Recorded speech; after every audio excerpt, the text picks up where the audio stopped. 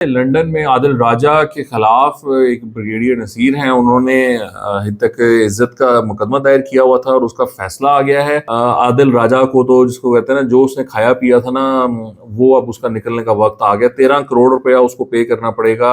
3 lakh pound तो सिर्फ और सिर्फ जो कोर्ट की फीस है, जो केस की फीस लगी है ब्रिगेडियर नसीर की, वो उसको पे करनी पड़ेगी और 50,000 पाउंड उसको हर्जाना अलग से ब्रिगेडियर नसीर को पे करना पड़ेगा। तो वो तकरीबन कोई मिल मिलाकर 13 करोड़ रुपए का इसको पड़ गई है फटीक मेजर रिटायर्ड आदिल राजा को। ये एक भगोड़ा है, एक 2 नंबर आदमी है। इसने पाकिस्तानी स्टेट को बहुत नुकसान पहुंचाया है, झूठ बोलता है और कहानियां गढ़ता है, कोई इसका वो सर पाँव नहीं होता, इंतहाई झूठा इंसान है। अब इसको इसके झूठ का फारा अदा करना पड़ेगा और 13 करोड़ रुपए इसको पे करना पड़ेगा।